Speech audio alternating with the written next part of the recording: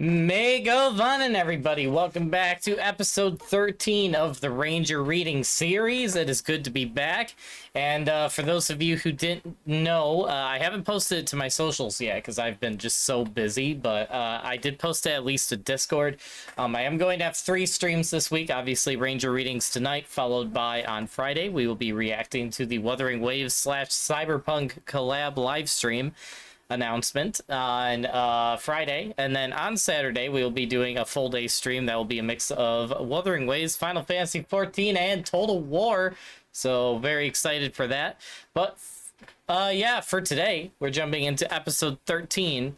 We're almost to the 15 mark of the Ranger Reading series, and I have very much been enjoying this series, even when I butcher names like I did horribly the last time in both the Bible and the Encyclopedia Eorzea, because gosh dang it, last time really tested me. But we're gonna do it today. We're gonna see how I do, and hopefully it will go better than last time. So yeah, I also have a funny story to say about today's Bible reading, but I will get into that once we are actually reading it, because the timing is just kind of funny, but it's how the Lord works. But yeah, so without further ado, we're going to be reading Genesis chapter 11 today, which is the Tower of Babel story, followed by reading about the different areas of Ishgard in Encyclopedia Eorzea. So without further ado, it is time for me to demonstrate my horrible reading skills yet again, and also welcome Wolfie to the chat and anyone who is viewing and lurking. Welcome everybody. I hope you're having a great day. But yeah, without further ado, let's get started.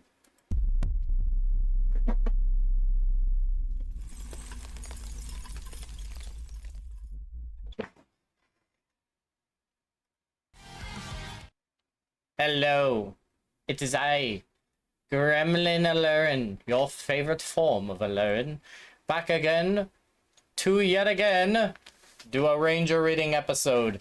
How'd you like that almost perfectly smooth transition right there? I'm getting better at it. But yes, it is back to reading the 1599 Geneva Bible, still my favorite version, followed by Encyclopedia Eorzea, Volume 1. So without further ado, let's get the reading started and just jump right in. All right, so in the book of Genesis, in the beginning of the Bible, we are at chapter 11, which is the story of the Tower of Babel. And I will now begin reading, and I do have a funny story about this, but like I said, I will get into that when I find a good spot in the reading to talk about that. But anyway, without further ado, Genesis chapter 11. Then the whole earth was of one language and one speech. And as they went from the east, they found a plain in the sight of Shinar, and there they abode. And they said one to another, Come, let us make brick and burn it in the fire. So they had brick for stone, and slime they had instead of mortar. And they said, Go to, let us build a city and a tower, whose top may reach unto the heavens, that we may get us a name, lest we be scattered upon the whole earth. But the Lord came down to see the city and the tower which the sons of men built. And the Lord said, Behold, the people is one, and they have one language, and this they begin to do. Neither can they now be stopped from whatsoever they have imagined to do. Come on, let us go down, and there confound their language, that everyone perceive, not another speech. So the Lord scattered them from hence upon the earth, and they left off to build the city. Therefore, the name of it was called Babel, because the Lord did there confuse the language of all the earth, and thence did the Lord scatter them upon the earth. Which now, okay, 2 funny things about this. Hey, 15 stream streak, nice, Wolfie. So 2 funny things about this. So first of all, yesterday, and the reason I wasn't on yesterday at all, really, is because I had a meeting with some of the folks from not only the leadership at my church, but some of my fellow tech nerds at my church I go to. And it was all about what a Christian standpoint on AI should be, which is a very fascinating discussion. But at one point, we were comparing that the AI at its worst could be a sort of Tower of Babel incident, which is where, I don't know if anyone here has heard of the term transhumanism, but it's pretty much where humanity tries to ascend themselves into godhood through forcing evolution upon themselves, or by doing stuff like enhancing their bodies with cybernetics or digital AI and stuff like that, which is what people creating AI want to do eventually. Is try to do stuff like that. And personally, as a Christian, I feel like that is very wrong, and I feel like that is exactly what caused the problem with Tower of Babel, was trying to become God, because we are not supposed to be taking the place of God. We're supposed to be working with God. But that is my Christian rant about that. Also, another thing is that if any of you have studied science at all, you know that it is popular in whatever theory of science you study, whether it be the theory of evolution or creation or intelligent design, whatever it be, there's always some sort of thing about both Pangea and humans spreading across the earth to populate, usually in conjunction with Pangea, and usually the Bible also has that, because we have not only the Tower of Babel causing humanity to split up and go across the earth, but we also have previously mentioned, actually it was right here, wasn't it? It's like in this chapter. There it is. There's also mention of a person who was named Peleg, for in his days the earth was divided, which is many people assume is where the continents were split up due to damage from the global flood, which actually makes sense. There's scientific models showing if there were a global flood, it would cause the continents to split up. Very fascinating. And stuff I have studied very much because I am a science nerd, especially coming out of high school. I was super into it. I studied so many different scientific theories. But yeah, anyway, enough nerd talk. Let's continue. These are the generations of Shem. Shem was 100 years old and begot Arphaxad. Here we go with the names again. Arphaxad, 2 years after the flood. And Shem lived after he begot Arphaxad 500 years and begot sons and daughters. Also, Arphaxad lived 530 years and begot Selah. And Arphaxad lived after he begot Selah 403 years and begot sons and daughters. And Selah lived 30 years and begot Eber. So Selah lived after he begot Eber 430 years and begot sons and daughters. Likewise, Eber lived 430 years and begot Peleg, which is the one I just mentioned. So Eber lived after he begot Peleg 430 years and begot sons and daughters. And Peleg lived 30 years and begot Reu. And Peleg lived after he begot Reu 209 years and begot sons and daughters. Also, Reu lived 230 years and begot Serug. So Reu lived after he begot Serug 207 years and begot sons and daughters. Moreover, Serug lived 30 years and begot Nahor. And Serug lived after he begot Nahor 200 years and begot sons and daughters. And Nahor lived 920 years and begot Terah.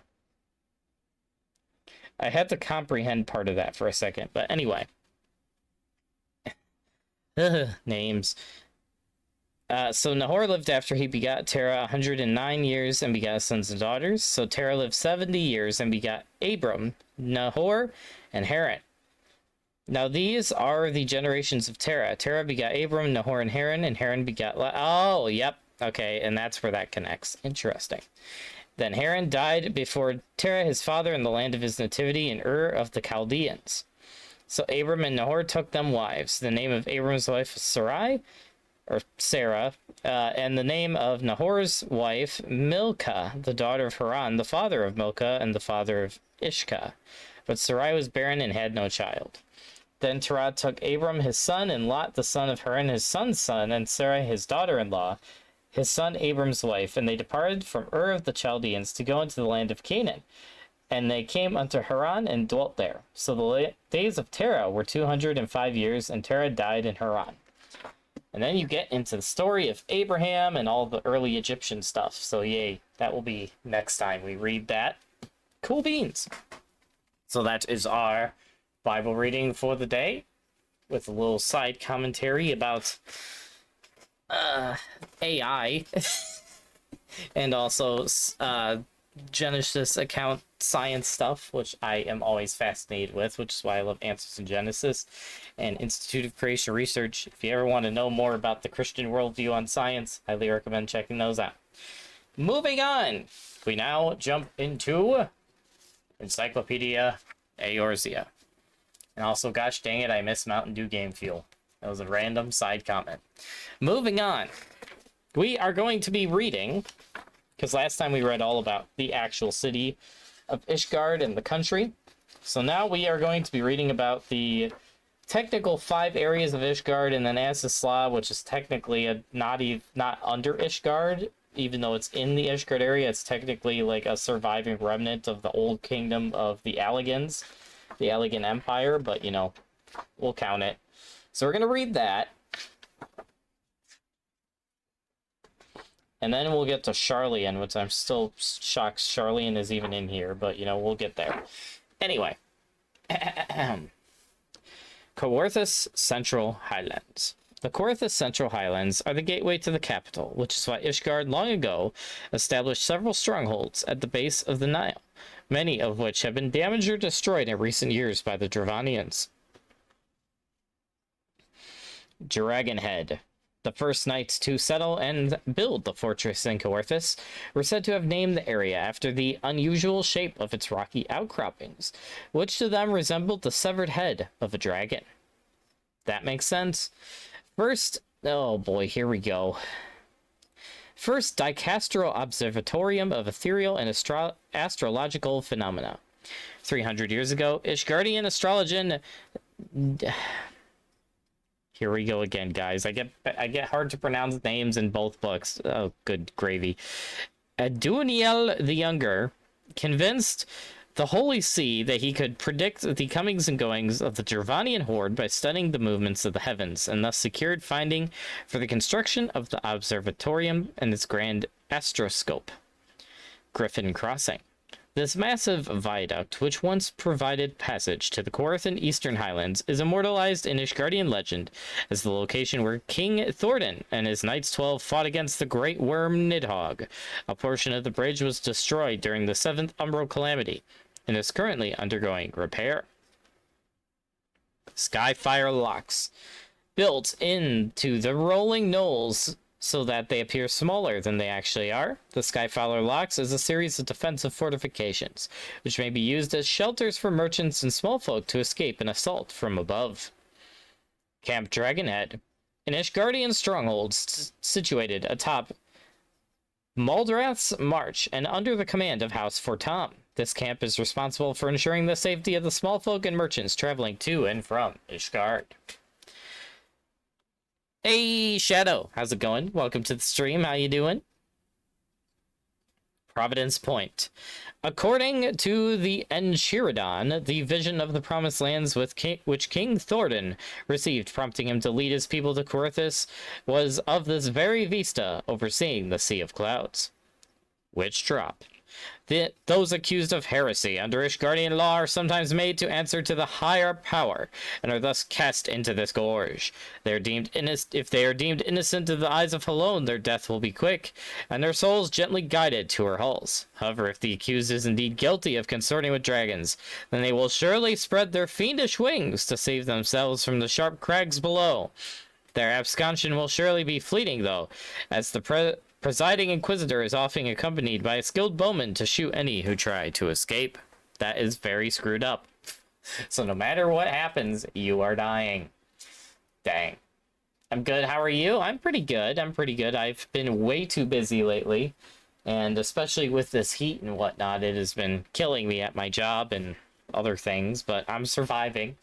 Today, also in between my 2 shifts at work, I had to go help my mom move furniture in the heat, which was not fun, but at least I'm sort of relaxing now, so it's better now. I'm in air conditioning at least. But yeah, how are you, Shadow? No, you already said you're good. Maybe a better question would be, what are you up to? Steel Vigil. Under the authority of House Hallianart, the Steel Vigil was Ishgard's eastern watchtower, and warned the Holy See of aerial attacks for centuries, before being razed and gutted by the Dravanian horde and their vile commander, Sevra. As if relinquishing the citadel was not for misfortune enough, the Count de Helionard also lost his third son and commander of the Vigil, Sir Clubadamt, to Sarva's snapping thralls. Dang. I'm hanging out with I am a busy man. Yeah, I am, unfortunately. I'm hanging out with a friend. Is that supposed to be okay? I'm not sure what word you meant to say there, but until dawn. Is she staying until dawn? I don't know. I'm having trouble understanding that comment, Shadow. The Ogre's Belly. Thought to be the den of ogres and other unsavory beasts, the locals tell of men who shelter from the harsh snowstorms only to be swallowed up by the cavern's twisting paths. I think I know what area that is. The Weeping Saint. Ishgardian legend tells that this grotto was where Saint Danifin came to mourn the maiden he loved that was murdered by a basilisk, and later vowed retribution on the fiend and its kin.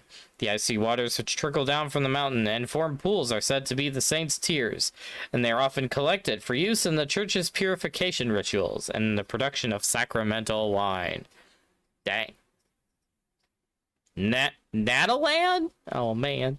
Intended to function as an outpost, the Ixal established Natalan to take advantage of the strong updrafts from the valley below to launch their dirigibles. As the population increased, it was gradually expanded and fortified. Freaking Ixal. What are those emotes? Is that a gun? Oh, man. Boulder Downs. Before the calamity, Boulder Downs was a vast slopes... Lee? L-E-A. I don't know what that means. Littered with Moraine? What is Moraine? Deposited by realm-swallowing glaciers, long receded. The rain of debris that accompanied the fall of Dalamud, however, transformed the landscape into a frozen wasteland pocketed with gaping impact craters and a particular dark matter formation. Dang. Talking about Ishgard makes me sad. There's very little happiness in its history, and the present feels empty. Yes. Also, hello, Star Queen. How's it going? Welcome to the stream, Hamster Ghost. Oh, man. Oh, you got that emote. Nice. Yeah. Poor Ishgard, man. At least the future is looking up for Ishgard, but I won't say too much for people in chat that may want to play story later that haven't in 14. Man, you got all the emotes. My goodness, Shadow. Nice. You know what? At some point, if you guys want, I might do a poll on this or something. I've been thinking if maybe I should put like background music while I'm reading. I don't know if that'd make the experience better or worse, but like maybe I could put like some instrumental music while I'm reading or something. I don't know. Just a possible suggestion for the future. Anyway, moving on. Arum Vale. Oh gosh, not that dungeon. So many memories with sprouts, man. The Arum Vale is, contrary to its name, not a valley of riches, but rather a series of underground caves containing precious deposits of mithril and sulfur. However, these coveted veins are largely submerged in heated groundwater, triggering a chemical reaction which results in puddles of a highly toxic sludge known as gold bile. Yes, and a great dungeon, by the way. They have too much power? Yes, they do. Also, hey, Duck, how's it going? Welcome to the stream. Hall of the Seven Echoes. So high are its walls, were one to cry out while traversing this narrow canyon road linking Mordona to the Korthus Central Highlands. It is said her voice would echo 7 times. Dang. Specifically 7 times, by the way. Monument Tower. Pilgrims of the Ishgardian faith often stop here to pray to the sacred stone suspended within the Fury's gaze. A holy place guarded by the temple knights stationed within the tower. Yes, even though somehow monsters get in there, but we don't talk about that. You have so many emotes, my goodness. That's a lot of emotes. Danifin Pass. Ishgardian scripture asserts that this winding cavern is the selfsame one traversed by Saint Danifin long ago. As a result, pilgrims from the Holy See attempting to walk in the saint's footsteps are a common sight. Dimizil Darkhold, hey, another dungeon. As its name suggests, the construction of the Darkhold was financed by House Dimizil, which sought to utilize existing underground caves to build a flawless fortification to defend against the Dravanian horde. However, construction was postponed indefinitely when the house's digging uncovered an entrance to the void, from which an army of Voidsend emerged. Yeah, fun stuff. All your unique emotes? That is a lot of emotes. My goodness. Got some good ones in there. I'm noticing some fun ones when I look in there. Wait a minute. Who is the...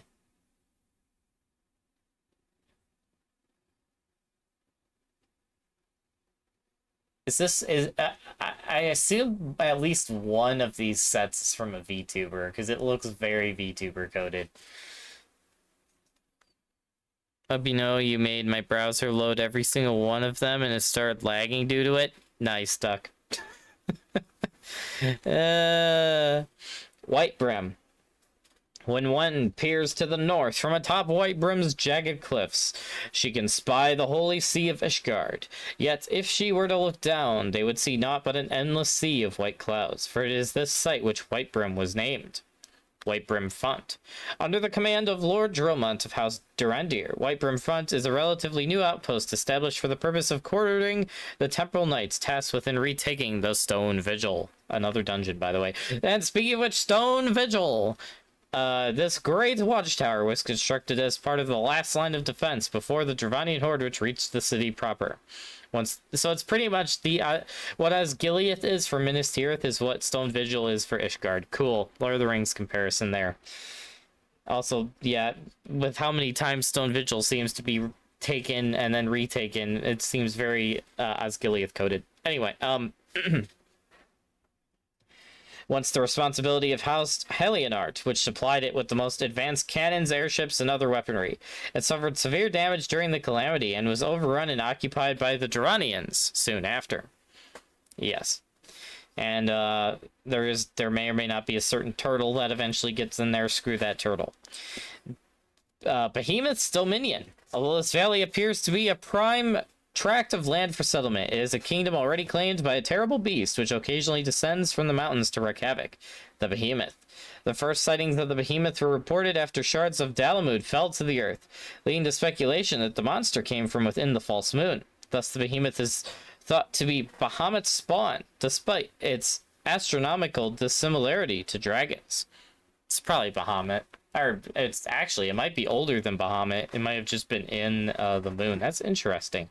Also, does that thing ever actually spawn in the actual game? Is there like a fate or something for that maybe? So I don't know if I've seen it if it does spawn. Snowcloak. Formed in the aftermath of the calamity, the Great Ice Wall has long been thought an impenetrable barrier between central and western Coerthas. In truth, however, the wall is riddled with hidden tunnels which heretics have employed as a base of operations. Heresy! Yes, indeed. Coerthas' Western Highlands. The great snows which came to the highlands of Coerthas in the wake of the calamity led to the extinction of countless plants and animals. Before then, the fertile banks of the two rivers which flow through the Western Highlands were once teeming with life, and the surrounding pastures made for excellent grazing. Alas, as the temperature dropped and rivers froze, the vegetation withered and died, as did the livelihoods of Ishgard's farmers and shepherds. Dang. For a large dragon near where? No. I was talking about the Behemoth's Dominion. I do find it funny that the Ishgardians think it may be a descendant of a large dragon, but in fact it's probably just something that was inside Dalamud that fell with Bahamut. Which means that I almost wonder if the Alligans just had tons of behemoths that they just had tamed, because we know one's in Crystal Tower. But anyway, but yeah, I is there a way to actually get be able to fight the behemoth that's supposedly in the Coerthas Central Highlands? Because I don't think I've ever seen it. Anyway. Rivers Meet. Once a fertile floodplain of the Swift Run and the Coerthas Rivers, Rivers Meet is now a frozen wasteland home to only the most hardy pines and firs. Falcon's Nest. From its humble origins as a lonely cluster of barracks nestled in the mountains of western Corthus, the village of Falcon's Nest grew and prospered until the calamity came and the icy winter took its deadly toll. Its name derives from the falconers who reside there with their snow-white charges, defending their mountain home from the Dravanian threat. Oh, yeah, I think it does have an S-ring spawn near there. Not certain though. Let me look it up. Okay, let me know. The Pike, a monumental stone sculpture carved in the likeness of Haldrith, the first Azure Dragoon. The Azure Dragoon. Sorry, as they get the sound bit first, idiot. Oh. The stonemason Purcell devoted 30 of her later years chiseling the piece, and it has stood for more than 150 years since. Even today, one cannot find a more stirring tribute to one of Ishgardian's founding fathers. The Black Iron Bridge. This testament to the skill of House de Mazel's artisans serves as the main road stretching from the capital to the Dusk Vigil. Although built primarily of solid stone, the bridge was named for its suspended metal chains wrought from black iron impervious to the blazing temperatures of a dragon's exaltation. Exhalation. I can read. The Ninth Fair. Some 1,200 years passed, the Holy See decreed 12 watchtowers be built, and so inspired were the Ishgardian people by their majesty that many embarked on pilgrimage to each tower during the warmer moons. Wind, hellfire, and pillaging hands of the zealous lowborn have since seen these spiritual citadels reduced to ruin, and now only the Ninth Fair continues its silent vigil. Dang. Okay, no behemoth, but there's an A-rank ringworm and S-rank dragon that can spawn there as one of their many spawn points. What about as a boss fate or something? There isn't a spawn for that? It's just none? Zero, zilch, nada? That's crazy if that be the case. Where was I? Oh, yeah. Camp Riversmeet. Once a key military outpost for the Ishgardian forces, the strategic location where the waters of the Swift Run and the Corthus flow together is home to a lone aetheryte shard, which has stood abandoned in the years since the calamity. Let me check those. Okay, Doc. Gorgain Mills. Sir Gorgain, I think that's how you properly say it, which is funny, was a proud knight and bannersman of House Durandir, until the fateful day when the heir of that house vanished from sight, under his care, never to be seen again. Devastated by the loss of the boy and his own failing, he put aside his blade and built this farm, where he quietly lived out the rest of his days. What? Oh, that's the story behind that farm. Interesting. Oh. Hemlock. Once a bustling village and home to the woodcutters who plied their trade in the western highlands of Corthus, this settlement, named for the large evergreens unique to the area, was abandoned when the chill came, and remains a ghost town to this day, save for the terrible dragons which prowl beneath its rotting eaves. Oof. Twin Pools. The vast region known as the Twin Pools in the far western highlands is marked by Ashpool to its south and Banespool to the north. As it lies on the border of Dravanian territory, it has served as a theater for countless historic battles during the Dragon Song War. The Convictory. The Convictory is the headquarters of the eponymous Convictors, an order of ambitious noblemen and their servants, led by Jantelat de Thelmanier. They come to the Western Islands in hopes of earning fame and fortune by slaying the largest dragons they can find. The Dusk Vigil. Oh gosh, another dungeon. The calamity was not kind to this once proud watchtower, for which Sir Yulmeric and his brave knights of House Durandir once stood watch against the encroaching horde. Since the walls fell and the chill took hold, it has come to be inhabited by all manner of fell beasts, and gods only know what else. Yeah. Including corrupted versions of all those knights. Hey. The Dreaming Dragon. What appears to be an island floating amidst the icy waters of Ashpool is said to have once been a living, breathing dragon, magicked into slumber by the Holy See until ash enveloped its body and limbs turned nigh unto stone. Dang. The Bed of Bones. It remains to be confirmed whether Yetists prefer to slumber atop makeshift bedding fashioned from the remains of their victims, in large part because predominant naturalists have been reluctant to do the fieldwork necessary to corroborate this claim. The Slate Mountains. These mountains on the outskirts of Ishgard were valued as a mining site for slate of exceptional quality. 3 years passed. The knights of House Dimazel attempted to carve an Ishgardian stronghold into the cliffs, enraging the dragon. Ooh, what a name that is. Sulebrer and its followers. Remnants of the gruesome battle that followed still lie scattered about the crags, unable to decay in the chilled altitude.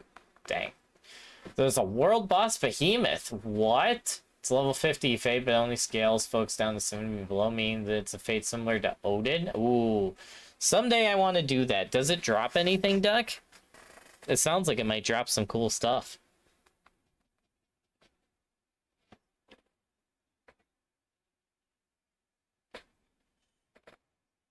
Dragon Spit.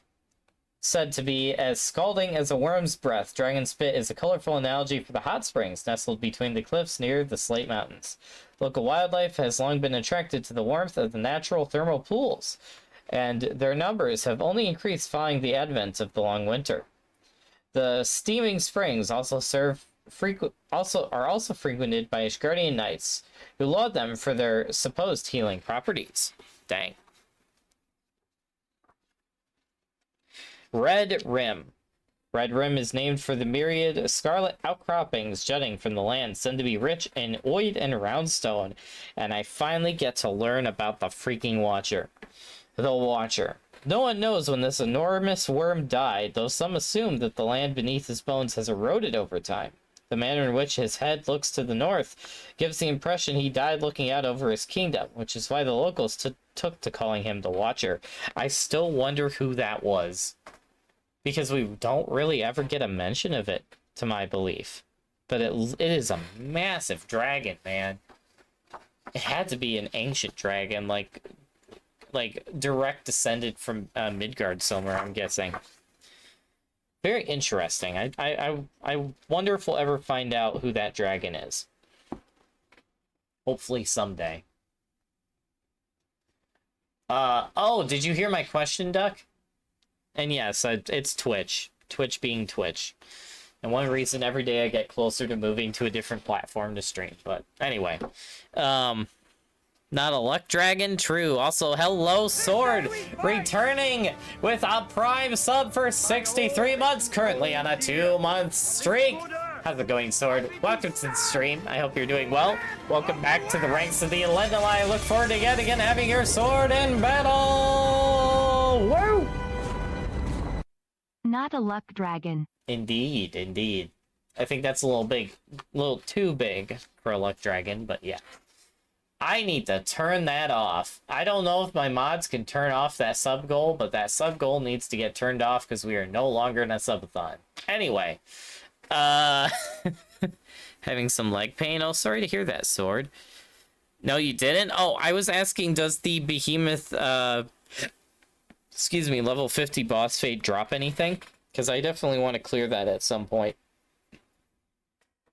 It sounds like it'd be fun to clear. The Dravanian Forelands. Oh, I forgot to mention that this here is a picture of the giant dragon, the Watcher, which we still don't know who exactly that is, but I'm guessing it's an early child of Midgardsormr. I have a doctor appointment in the morning. Well, I hope that goes well, Sword. I'll keep you in my prayers. Sorry to hear about your pain, man. I hope it gets better. The Dravanian Forelands. Dravania extends westward from Albatha's spine, which spans the continent of Aldenard from east and west. As the name implies, it has long been the territory of dragonkind, who are known to roost near the sacred peak of Somal. Chocobo Forest. Nestled in the corner of the Dravanian Forelands, the Chocobo Forest is home to a wealth of flora and fauna, shielded from the eyes of hungry dragons by a thick canopy formed of the enormous Kalum trees. The local hunters named it such, as it also serves as a roosting grounds for wild chocobos of exceptional breeding. Well, it could be Retosker, the sister that died and made Nidhogg so genocidal, and Hraesvelgr go into exile, but since it's stated they don't know who it is, I highly doubt. Yeah, and it's also like it's even stated in here that it's unusually enormous, which means I don't know. It could be baby duck, but it's like even in game it is massively huge. Like it is ginormously huge. Like it legitimately, from how big the skeleton is, it has to be almost as big, if not bigger, than Hraesvelgr. Actually, no, it is bigger than Hraesvelgr.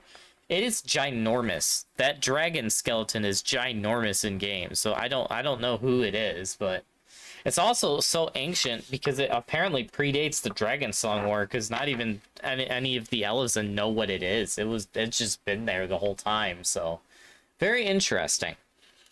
Very, very interesting. And yes, that Fate with Venus does drop behemoth horns, but the rewards from it at this point are all more or less pointless, sadly. Well, hey, it would be nice to clear it just for the bragging points at some point, if nothing else. Would be cool. But yeah. Tailfeather. Founded by hunters who came to the frontiers in hope of snaring the wild chocobos of the forest, this settlement and those who call it home are shielded from the eyes of the dragons by a canopy of the majestic kelum trees that rise high above it. The 100 Throws. A rushing river has all but swallowed these ancient ruins at the base of Salm-All, which now serves as a nest to all manner of beastkin who find sustenance in its waters, and the dragons who find sustenance in said beastkin. Ah, yes. Mother Nature at its best. Yeah, the only two special items are behemoth helmets. Interesting. It'd be interesting to see what they look like. The Haunted... Wait, no, I read that already. Mare's Oath. A Eorzean linguist theorized that Mare's Oath actually derives from Mare Rose, meaning summer woken in the dragon tongue. However, there are no clues as to the significance of the name, nor of the stone ruins. In the present, the building is both a landmark and reminder of the time-worn hunter's oath not to harm brooding female chocobos so that the nature's balance can be preserved. The Smoldering Wastes. The Smoldering Waste was given its name by the residents of Tailfeather to the hunting grounds of the Nath. This area is constantly enveloped by a thick, smoky haze due to the sensors deployed by the territorial beastmen to ward off Dravanian incursions. That explains why you don't see dragons chasing the poor Nath around. Lost S. Nath. Cast out from the main colony. A minority of Nath, known as the Non-Mind, built Lost as Nath as a sanctuary for the other exiles. The word Vath is derogatory in the Garneath tongue, referring to those who can no longer link their thoughts to the Overmind. Possessed of individual personalities unlike their one-mind brothers, the Vath learn to live with each other in differing thoughts in the makeshift colony, and also they have a very, very goofy, silly mount that may or may not fart. The Stained One. An enormous toppled statue of a dragon. It has been said that the Stained One is the last of 7 figures which graced the Forelands nearly a millennia ago, an ancient tribute to the First Brood. Oh, really interesting. However, the Ishgardian Orthodox Church is quick to dismiss this as yet another heretical fabrication. Yes, clearly. Lost S. Nath. Built from a highly vicious blend of spittle and Dravanian clay, that's disgusting, the nests of the Nath are surprisingly stable, able to withstand the harsh elements of the Dravanian forelands. The smoke that rises from the mound-like structures is believed to be a sort of incense with a scent that, for reasons unknown, keeps would-be dragon invaders at bay. Avalonia Fallen. A multitude of structures scattered across the western forelands gives weight to scholars' claim that Avalonia was once home to both dragons and man, despite the Ishgardian Church's vehement assertion that most were erected by blasphemers and traitors. In the present day, this territory is solely occupied by the dragons. You want me to post a link here in DMs? Just, you can send it to me in DMs. Annex Shrine. 3 towers, unique in that they appear to have been built to house both man and dragon. An architectural oddity which would seem to corroborate the Holy See's position that they were erected by heretic witches for themselves and their dragon consorts. What the heck? I have to read that again. Hold on. Oh, I see. Okay. Yeah, no. Those built the house, both man and dragon. Okay. Yeah. Gosh dang it. Oh, you sent it in Stoat? Why'd you send it in Stoat? You should have sent it in Discord. Gosh dang it, Duck. Annex Manor. The shattered ruins of a once proud city. The official stance of the Holy See is that it was a settlement of heretics razed to the ground by Helon in an act of divine retribution, though scholars disagree on the historical accuracy of interpretation. Just so you know, Duck, whenever I'm streaming, try to send it in stuff to me in Discord, because my computer, for some reason, doesn't like me launching Discord and Stoat at the same time. And I usually use Discord when I'm streaming, unless I'm with you in voice, specifically. So, because of that, I can't, like, look at what you just sent me till I'm done streaming. But I'll look later.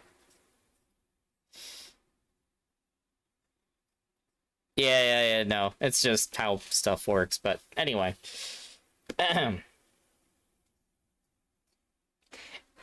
Did I read that? I'm gonna read it again, even if I read it. Annex Manor, the shattered ruins of a once proud city. The official stance of the Holy See is that it was a settlement of heretics razed to the ground by Helon in an act of divine retribution. I think I did read this. The scholars disagree in that. Yeah, I read that, but interesting. The foothills of Salm All. Of all the mighty peaks that comprise Abithia's spine, none rise higher than Salm All, the highest point in all of Eorzea. Really? Oh, I didn't know that. These jagged foothills form the base of the mountain, leading down to the forelands from the north. Esda. Esda means hole inside in the dragon tongue, likely referring to the countless natural caves at the foot of Salm All. After a successful hunt, dragons retreat to the cool shade of the caverns to feast upon their kills. The Iron Feast. The Iron Feast was once a place of respite for those who had climbed Salm All on spiritual pilgrimages. After the betrayal of man, however, it was yet another place ravaged by dragons in their rage. Its name in the present alludes to the abundance of beasts flocking to drink deep of the pure waters which flow forth from the structure, which the dragons then hunt with abandon. Oof. Yikes. Also, let me look at what you sent me, Duck. Let us see. Oh! What? Okay. I have to say this. Why does this helmet remind me so much of the goofy helmets from Monster Hunter? Like, that is the first thing I think of. It's like the Final Fantasy version of those goofy, like, monster headpieces from Monster Hunter that are so goofy. That's just, like, the first thing my mind goes to with this. It's so funny.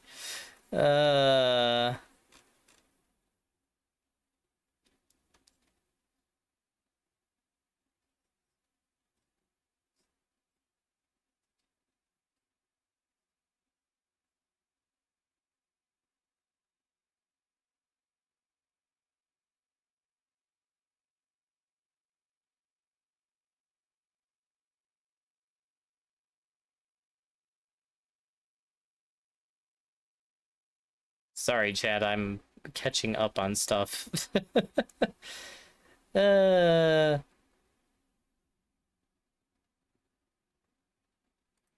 Anyway, back to reading. Mourn. When sensing that they are near the end of their lives, old and wounded dragons muster the remaining of their strength to journey to this final resting place, the vast crystallized caves within Salm All. More or less, I can see it, just know they are not, since we all have the animal heads. Wait, what? What do you mean by that, Duck? We have all the animal heads? Wait, what? I'm confused. Halo. This ancient Halo, it's really named Halo. Okay. This ancient altar sits in the fiery depths of Morn, once adorned by statues depicting a woman and a dragon. Only the latter has survived to the present age. When one lifts their eyes above the structure, the base of the floating peak of Salm All can be seen. I wonder if that was originally like a picture of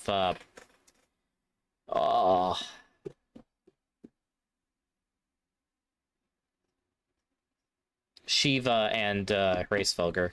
Anyway, Annex Old. When spoken as Anasaur in the dragon tongue, this stone statue alludes to a blind apology. It was apparently carved as a memorial and lamentation of how fleeting the lives of men are when compared to that of the dragons with whom they formed an unbreakable bond. Interesting. Oh, you're talking about in Monster Hunter, right, Duck? Because I know we don't have all the monster heads of all the monsters in Monster Hunter, if that's what you're saying. I'm confused. Solmal, the tallest peak in Eorzea, is held to be sacred by the dragons, who are said to journey here when they feel their life slipping away. Formed not of stone but solid crystal, the massive mountain floating above the ground below is a marvelous sight to behold. Crystal. Giant crystals in my Final Fantasy? Never.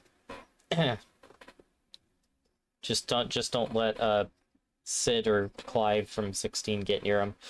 The Churning Mist. From the peak of some all stretch is forth the Churning Mist, a vast heaven filled with myriad floating islands, and the ancestral home of the Moogles and dragons. Although all throughout can be found the remnants of beautiful buildings and sculptures erected in an ancient era in which man and dragon lived together in harmony.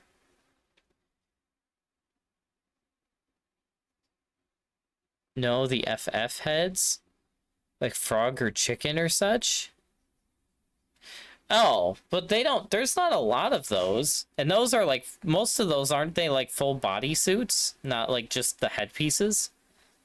Like, I'm just thinking specifically of that behemoth headpiece being like the singular headpieces from Monster Hunter. I don't know.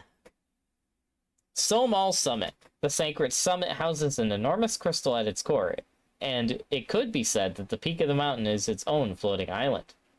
Mogholm. Mogholm is a long-forgotten settlement that currently sits atop Solmal, in the heart of the dragon's Demesne.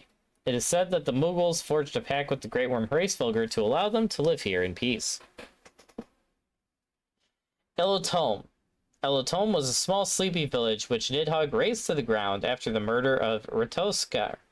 As the dragons tell it, the destruction was so swift that its residents likely did not realize who was attacking them, much less why. Dang. That's crazy. Oof. You know the one... Oh, I already read that comment. Yeah. The House of Letters. A 1,000-year-old ruin of a tower said to have been built by the hand of man and dragon in the days before the war. Even now, as it crumbles, one can still make out the letters engraved in its walls, which have led the Moogles to give it a name by which it is now commonly known. Dang. Monstery. The Moogles have asserted time and again that the structure was called the Monstery. However, upon close examination of some of the surviving architecture, it appears to be quite similar to that of an Ishgardian cloister. Interesting. Landlord Colony. The bodysuit is if you use the other pieces of it, but yes, but most folks don't. But yeah, I get what you're saying on such. I just also know that the Behemoth helmet later got a full armor set. It did? It did? What? I've never seen a... I don't think I've ever seen a full body set for that, because I think I've seen the helmet before, but I've never seen the... What? Now I'm curious what that looks like, Doug. Gosh dang it, you gotta send me that. Landlord Colony. The many buildings here show evidence of extensive damage, likely by the work of a furious Nidhogg following the betrayal of man. The Moogles tell that these ruins were once home to the lords of the lower lands, although their history was lost in the Great Worm's wrath. Eza, an enormous bridge that connects two floating islands. Eza was once served as a place of rest for weary travelers making a pilgrimage to Zenith. It is currently being restored by Moogles at the behest of Hraesvelgr and his brood. Dang. It's a PvP set? The more you say, Duck, the crazier this gets. What the heck? Oh, I forgot to mention that this right here at the bottom is a picture of Halo. Can't believe it's named Halo, by the way. Anyway, Oltan. Oltan, the ominous domain of Nidhogg, is not so easily overlooked. This northern enclave of the Dread Worm's brood crackles with etheric energies that have been ampled by the dragon's rancor. The Rookery.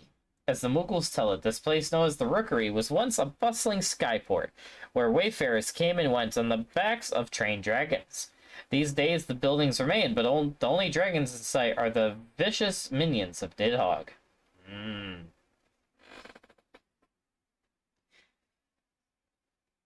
I skipped a section. Goodness gracious. Hold on. Four arms. Four arms lies within the domain of the great worm, Hraesvelgr. It has been said that the reason why the structures remain unmarked by Dravanian claws is out of respect for the worm's memory of his beloved Shiva, compelling him to preserve the area in as pristine a condition as it was when she lived. The only other sanctuary in which the architecture remains unranked by dragon claws is Sorkai, a shining palace lair of Hraesvelgr's fallen brood sister Retosker. Oh, ooh, what? Interesting. Zenith, a majestic fortress in Hraesvelgr's domain, watched over at the Great Worm's behest by the Mughals, who make their home in the churning mists. Throughout the years, and a thousand of them have taken their toll, it still stands proud and strong, stirring the hearts of all who lay eyes upon it. And back to where we were earlier. Gran Ray. In the language of dragons, Gran Ray means trees praying, and it possibly alludes to the beautiful forest that once covered the isle. Nidhogg's brood relegated this scorched land to their lesser cousins, who maintained dominance by killing all who approached, much to the Mughals' dismay. Dang. It would be cool if we could eventually restore a lot of the areas of Ishgard, which I know that'd be that would be a nightmare for the server team at Square Enix to pull off, but man, I would love to see that. Also, let's look at this gear set.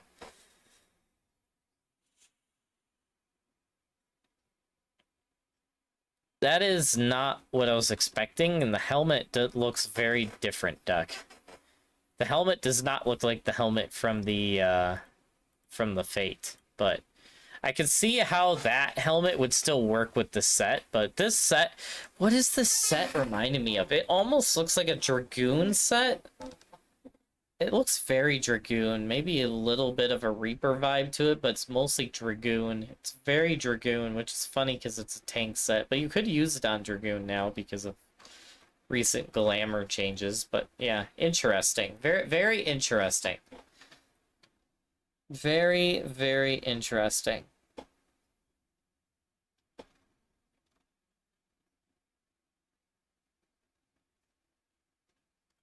Very interesting. It's supposed to go together, but then it has a different helmet, though, Duck. I don't know. Weird. Okay, I read that the tree's brain. Thrall Cash. Thrall Cash means crystal from regret in the dragon tongue. It is likely a reference to the deep purple clusters in which the ruins of the structure are buried. According to Dravanian elders, this is where the great worm Retosker was lured into a trap by men and met her end. Really? Oh, interesting. Rothstun Walls, the remnant of a bulwark south of Thrall Cash. The Softton Walls were once a shared line of defense for man and dragon against ferocious beasts that would migrate to the churning mists with the changing seasons. Really? While the knights regard this as a solemn duty, the dragons consider it more akin to a recreational sport. That sounds about right. Weston Waters, named for one of the small springs in the churning mists. Weston Waters was once a place of leisure for the people who lived near there long ago. Easton Eyes. The Eastern Watchtower also served as quarters for knights in the era of peace, from where they would set forth upon the backs of wyverns to patrol and ensure security of the region. The Eyrie, which is a dungeon. Vicious eratheric storms rage in... No, the area is that... No, that's the Nidhogg area. Never mind. I mean, it does have a maiming version. Wait, it does? Wait, it does? Now I want to see that, Duck. Gosh dang it. Gosh dang it, Duck. You can't keep making me want to look at glamour, man. Bruh. Also, is that diable? The Eyrie. Vicious etheric storms rage in Nidhogg's lair, keeping out all who would dare disturb the great worm in his slumber. be it one of years or centuries. Oof. Greensward. Greensward is a memorial to Saint Shiva, the Elysian maiden who strove to build a bridge between man and dragon. Although her life was brief, her sacrifice inspired her people to build a grand memorial to her on the island, that the peace for which she stood would never be forgotten, which it unfortunately was. It's Behemoth Queen instead of King, and it's only slightly different color-wise. Are they dyeable, though, Duck? Do you know? Or are they not dyeable? Also, where do you get those? I didn't look at where you get those. Is it, like, from a dungeon or something? No, it's PvP. You said it's PvP. Duh, right? Mother of the Shiv. Mother of the Shiv is an enormous statue towering over the churning mist, carved in the image of Saint Shiva. The saint's likeness has been somewhat glorified, as it was erected nearly a century after her death, and the great worm and his brood contend that the effigy bears no resemblance to the real Shiva. Dang. The Lost Landlord. The Colossus stands on an island in Greensward. Its name was bestowed by the Mughals, who believe it to be a statue of the king of the land dwellers, though no records remain that could shed light on the identity of this individual, and whence or not he ever truly walked the realm.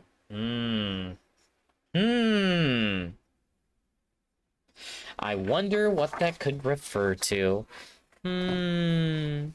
It's single channel? I mean, at least it's dyeable then. Even if it's not double dyeable, but it's still dyeable. It's from Wolfmarks. Interesting. I'm gonna have to, at some point in the game, I'm gonna have to go toward the Churning Mists and see if I can find that Lost Landlord statue, because I'm curious what that looks like. I wonder who that's a statue of. The Sea of Clouds. Due to the high concentration of water and wind-aspected ether in these heavens high above the center of Albatha's spine, the clouds are said to resemble a vast white ocean, dotted with massive floating isles. This otherworldly landscape is also home to the many tribes of the Vanu Vanu, whose houses are scattered throughout the Sea of Clouds. Cloud Top. Temple Knights are not renowned for their creativity. That's a funny line. That's the first line I read in the description. What the heck? Temple Knights are not renowned for their creativity. I have to applaud that one. That's funny.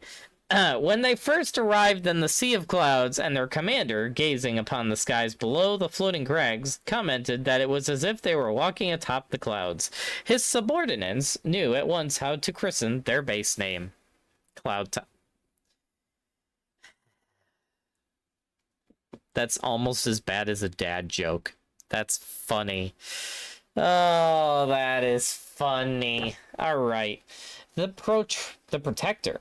Built by the engineers of the Skysteel manufactory, the Protector was able to be the crown jewel of Ishgard's air fleet, designed to rain down destruction from on high. Unfortunately, several critical systems have suffered repeated failures, and as a result has been grounded indefinitely for repairs. Ripperoni pepperoni. Camp Cloudtop. Camp Cloudtop is an outpost manned by the Rose Knights of House Helionar, who stand watch against Gervania incursions from atop the floating islands in the sky. The site boasts the Protector, a mighty airship that would avail the Ishgardians greatly in the battle against the Horde were it ever repaired to full strength, which is apparently not happening. Even though it'd be cool if it did. In the game's story, Yoshi P make it happen. The Rose House. The Rose House is the headquarters of the Rose Knights, who are currently commanded by Lady Laniette de Helionart, who may in fact be getting chased by a certain crazy young man. In addition to ensuring the security of Camp Cloudtop, she oversees all military operations in the Sea of Clouds. Dang. Last step. A series of unfortunate accidents led to the naming of this knoll as a warning that misplaced footing on its uneven terrain would result in the last step you'll ever take, sending a clumsy man tumbling through the clouds below. What? So someone in the lore of Final Fantasy actually did a cliff fail outside of me. That's good to know. Okay, Gundu. These ruins of the Gundu village are yet another testament to the might of the Vundu, which brought the Gundu to heal and claimed the tribe's lands as its own. Recently, a handful of the Gundu have resisted their subjugation, splintering off to found a new independent roost. Okay, Gundu Naki. Interesting. That explains the evil and voodoo and the good ones. Anyway, the Blue Window. The highest point in the Sea of Clouds, the vegetation which grows on this floating isle is noticeably different from that found in lower altitudes. Okay, Zundu. Okay, Zundu is home to the hardy Zundu tribe. Okay, Zundu, Vundu, and Gundu are all different tribes. My goodness, my brain. The Okay Zundu is home to the hardy Zundu tribe, which is only allowed to maintain independence because of the tribute they tie to the dominant Vundu. Good gravy. The Moro Moats. Excuse me. The number of Vanu shamans close to the brute chose to roost here for the proximity to the white floating puffs which they breathe deep to see visions of the future. Botanists theorize that the plants which produce them are related to the cloud mallow of the churning mists. Wait, so they smoke weed? Dang, dude. These birds are getting high, bruh. Both in the sky and on... Okay, I'm not going there. Vor Sain Saran. A spring formed from moisture in the skies accumulated and solidified by the power of water crystals. It is said that the knight who first discovered these ethereal waters shared the story with a wandering minstrel, who declared it to be the legendary paradise of Vor Sian Saran. Hold on, wandering minstrel, you say?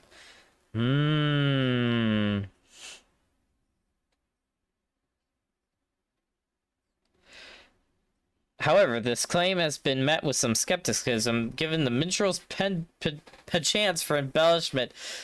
Yoshi P, I know that's you. That's funny.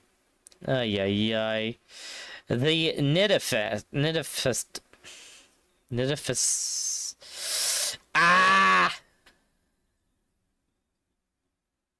I hope I'm saying that right.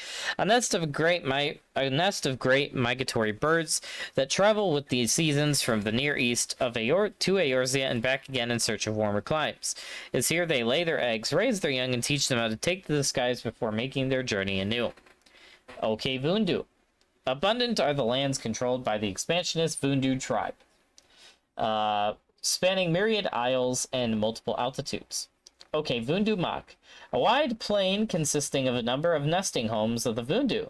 The tribe often boasts Okay Vundu Mak as a symbol of their power and influence. Hall of the Fallen Plume.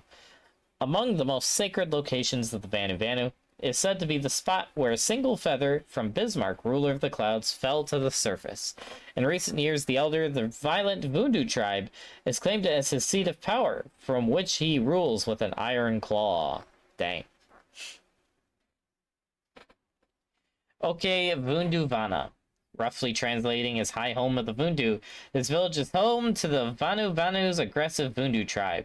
Exceedingly proud, the Vundu believe that the voices of those who live highest in the skies will be heard loud and clear by the ruler of the clouds. Dang. Vundu Oke Bendu.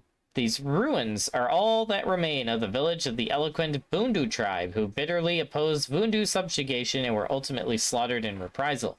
In the Vanu tongue, Vundu Oke Bundu means Bendu under Vundu. Oh my goodness, but why? Serving both as an indication that the territory has been annexed by the Vundu and as a lasting declaration of their superiority over the extinct tribe of the Bendu. Why? Bendu, Voodoo, God-do, Zen-do, why?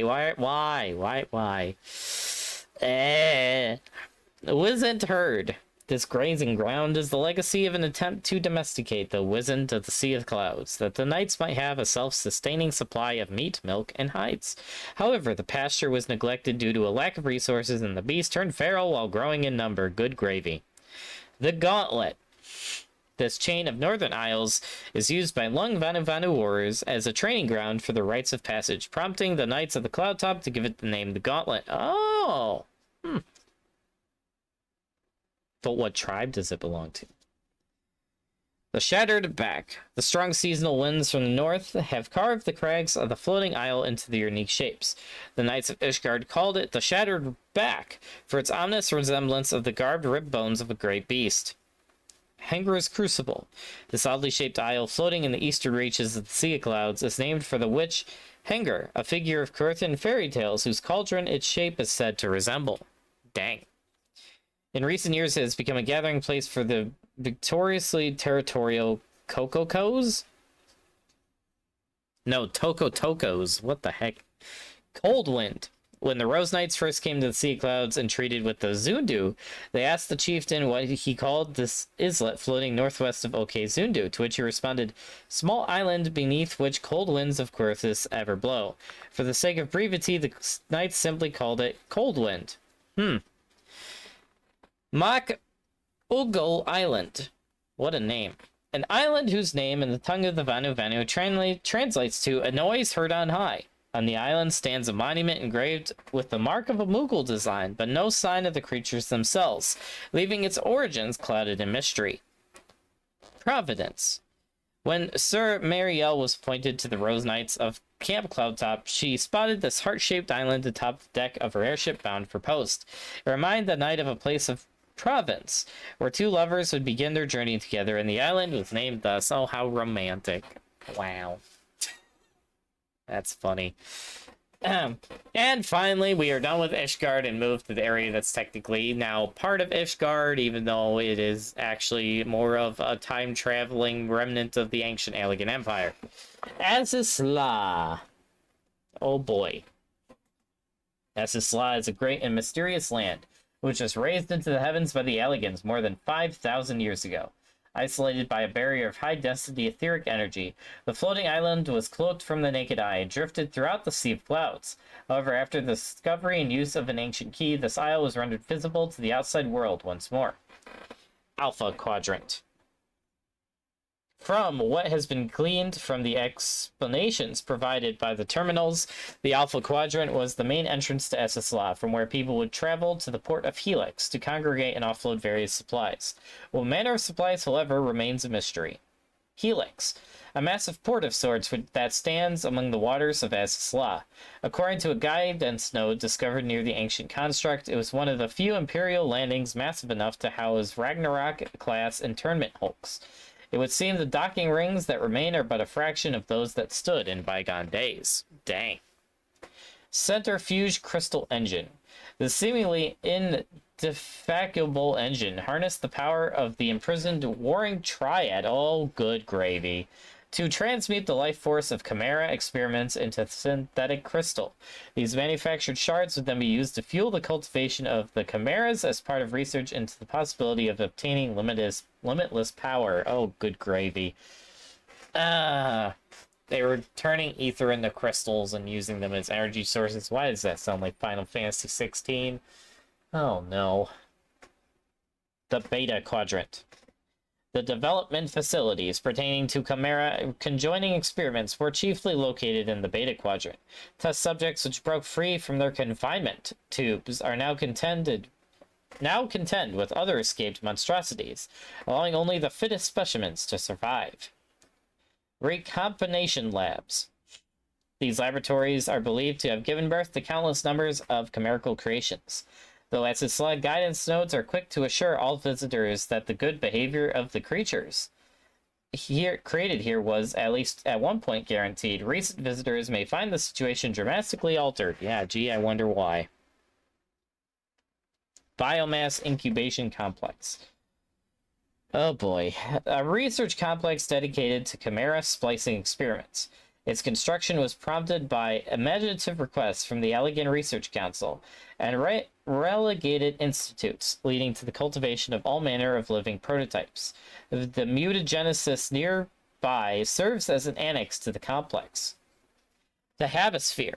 The Habisphere served as a residential area for the families of the Imperial generals and researchers who were stationed on Essisla. Gamma Quadrant. Researchers stationed to this quadrant oversaw the development and creation of unmanned weapons and devices such as nodes. Upon their arrival at the complex, the Garleans made use of the internment hulk landing in this area to anchor their dreadnought, and in recent moons have seen surviving locations to begin construction on a new fortress, Castrum Solus. Oh boy. Oh boy. The Gratian. Flagship of the 6th Legion of the Garlean Empire, of the same make as the fallen Agrius. It now lies grounded, its Ceruleum engine sealed in etheric ice by the hands of Shiva, Lady of Frost. which is like the end of Heaven's Ward, by the way. The cathedral.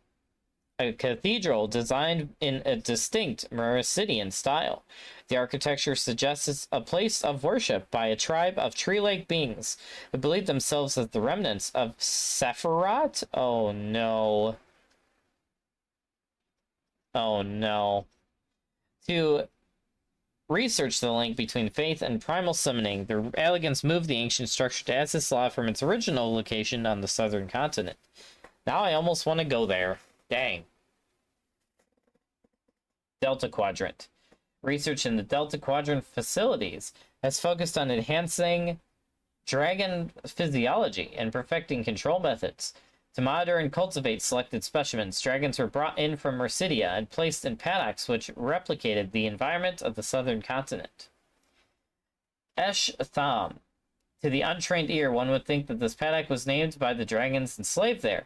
However, this is false. Eorzean linguists have confirmed that there is no actual meaning for the words Eshthran in the dragon language. As the Alligans considered dragons a lesser race, scholars surmise that the name is somewhat intended to mock the Mercidians' heritage. Oof. Oof. Anathes. Home to Tiamat, great worm of Midgard Summer's first brood, who fell to and was imprisoned by the Alligans.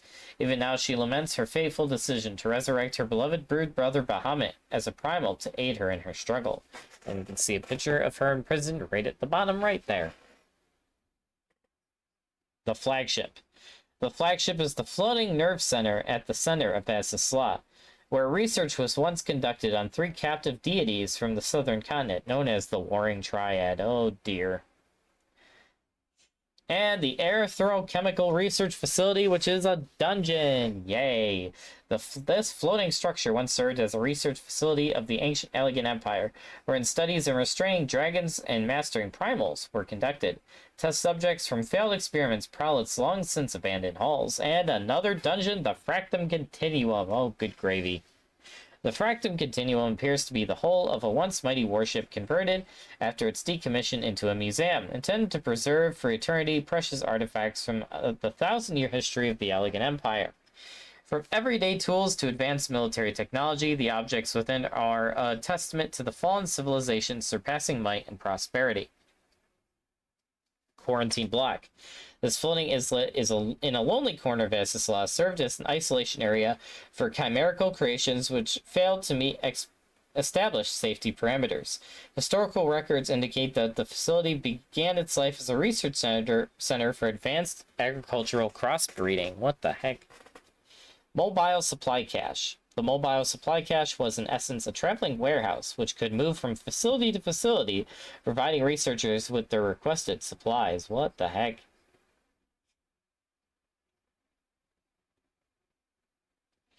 Hyperstellar Down Converter? What the heck is this name? Engineers surmise that the Hyperstellar Down Converter was developed to communicate with Dalamut, the false moon containing Bahamut, which had been propelled into the heavens. It was later repurposed and improved upon to facilitate communication over the massive distances between stars? Hold up. Hold up. Hold up. Hold up. The last sentence of all three sections we just read, because we're at the end, talks about you later using that device to communicate between stars. Did the Alligans travel in space? Oh boy. Oh boy. Do I want to know the answer to that, chat? I feel like this could come back and bite us in the future. Moving on, next time we talk about Charlian. Yay! Wow, what a way to end. What a way to end. Alright. Wow, that was a bombshell of knowledge dropping there. Dang. Alright, well, on this note, everybody, thank you for coming into another Ranger Reading episode where we read more of the Book of Genesis in the Bible and more of Encyclopedia Eorzea, where we learned about Ishgard and apparently more about the Alligans.